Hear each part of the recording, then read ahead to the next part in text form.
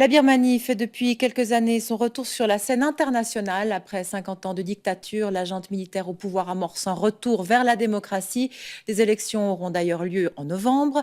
Une évolution qui s'accompagne d'une ouverture au tourisme. En témoigne ce chiffre. 11 000 Suisses ont visité le pays l'année dernière, 4 fois plus qu'en 2011. Géraldine Lassalle. C'est un endroit où l'on se sent presque hors du temps. À 1000 mètres d'altitude, le lac Inle est un des joyaux de la Birmanie. Au fil de l'eau, on découvre ces jardins flottants uniques au monde, ces villages sur pilotis.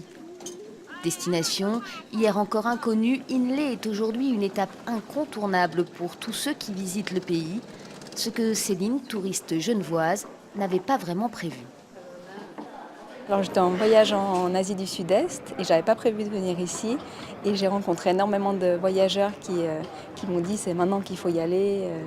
Donc je me suis dit bon, vu que j'ai le temps, j'ai ajouté ça à mon périple. Le calme, l'authenticité, voilà ce qu'on vient chercher en Birmanie avant, dit-on, l'arrivée de touristes toujours plus nombreux. Ils étaient moins de 400 000 en 2011, mais 3 millions déjà l'année dernière selon les autorités. À Inle, les choses bougent ainsi très vite, car l'hébergement reste un point noir du secteur dans le pays. Près du lac, cet hôtel est l'un des mieux référencés de la région. Comptez tout de même 200 francs la nuit en haute saison, son taux d'occupation fait pourtant rêver. 95% sur presque toute la saison, c'est-à-dire depuis octobre jusqu'à mars. Parce que c'est une destination maintenant qui s'ouvre en Asie. Je veux dire, tous les gens qui font du tourisme sur le marché asiatique ne peuvent pas louper la Birmanie. Les 3 années qui se sont écoulées depuis l'ouverture du pays n'ont pas suffi à augmenter la capacité hôtelière. Résultat, les prix ont flambé. C'est ce que nous confirme cette agence francophone basée à Rangoon qui crée des voyages sur mesure pour ses clients. Ça va, ça s'est bien passé ? Super, super. Ici, on réserve toujours dans des 4 étoiles. Aujourd'hui, la facture est plutôt salée. En 2012, on a payé 65 $ pour un hôtel de 4 étoiles. Aujourd'hui, on doit payer 230 $ pour un hôtel de 4 étoiles. Donc, les prix sont 4 fois plus chers. Boris Grange est à la tête du restaurant gastronomique le plus réputé de Rangoon.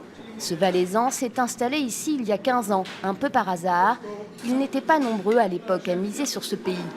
Les Birmans et les expatriés ont longtemps été son unique clientèle. Son établissement est désormais un rendez-vous très prisé par les agences de voyage.